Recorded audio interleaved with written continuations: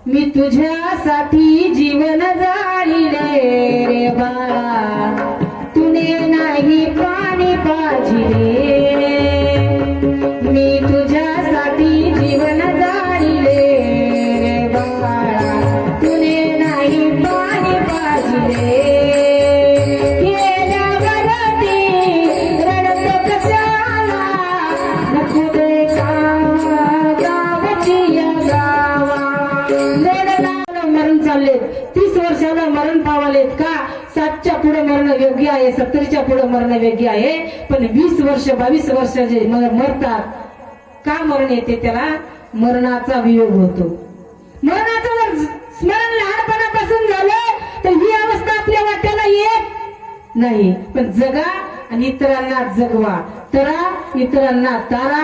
घेण्याचाच प्रयत्न करू नका, कुठंतरी देण्याचा प्रयत्न करा.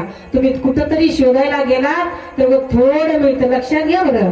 कुठंतरी शोधायला गेला थोडं मिळतं, आणि जगाचा बाप जर द्यायला बसला ना तर खजिना मिळते, पोट भरून उरते. मग यांना मागल्या तर थोडं मिळतं, एका दिवसाची जठराग्नी शांत होते. पण जगाचा बाप जर आपल्याला द्यायला आयुष्यभर बसून खाता येतं, पुढची अंतयात्रा आपल्याला सफल करता येतं. मग चुकती येरजाला लक्ष चौऱ्या सीचा पेरा.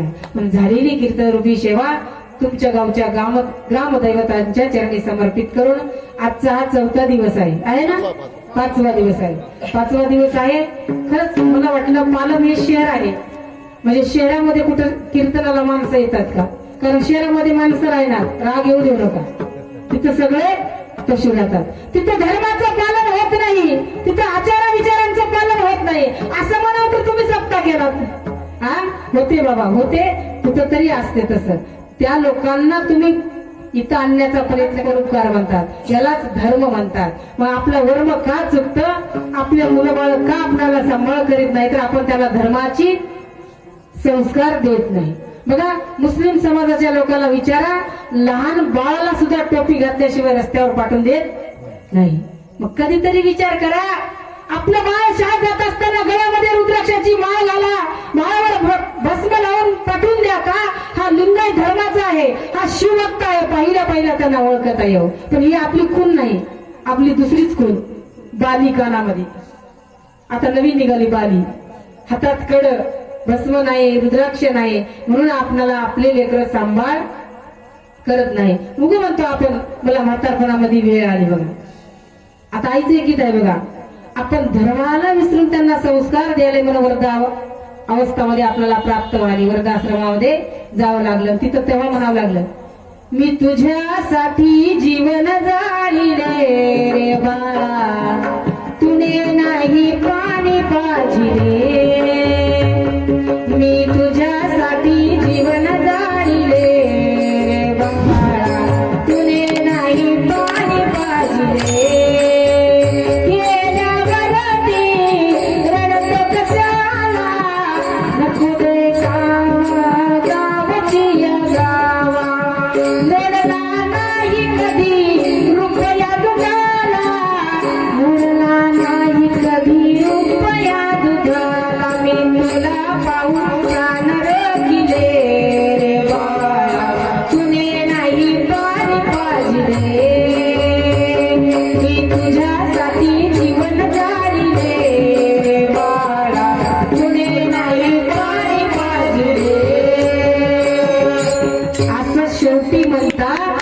असं शेवटी म्हणण्याऐवजी तुम्ही त्यांना संस्कार द्या, तुमचे मुलं तुमचा सांभाळ करतील. बघा, आमचा हे तरुण मृदंगाचार्य दादा, मला एक म्हणायचं, यांच्याहून तुम्हाला सांगते, असे कोणाच्याही घरात जन्माला येणार. बघा, असे कोणाच्याही घरात जन्माला येणार. 1 पिढ्या नाही, 7 पिढ्यापासून परोपकार असेल तर संतान चांगलं कोटी जन्माला येतं.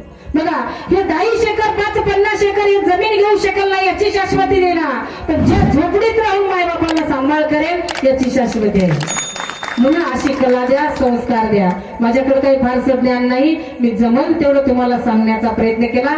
मी जेवढं दिलंय ते गडगेकर आपांचा प्रसाद आहे, आणि ते प्रसाद मी ग्रहण केलाय, मी तृप्त झाले, आणि तुम्ही ग्रहण करा, तृप्त व्हा. एवढे बोलून आजची जी कीर्तन रूपी सेवा आहे तुमच्या गावच्या हनुमंतरायांच्या पावन चरणी समर्पित करून आज आमचे गाणारे मंडळी असतील, स्थळी आणि परस्थळी भजनी मंडळ आहे, तुम्ही श्रोतावर्ग खरंच सर्वांनी सुंदर असे मला भरभरून साथ दिला. एक बार जोरात टाळ्या वाजवा. झालेली कीर्तन रूपी सेवा हनुमंतरायांच्या चरणी समर्पित करून मी माझ्या कीर्तन रूपी सेवेला इथेच पूर्णविराम देते. गुरुराज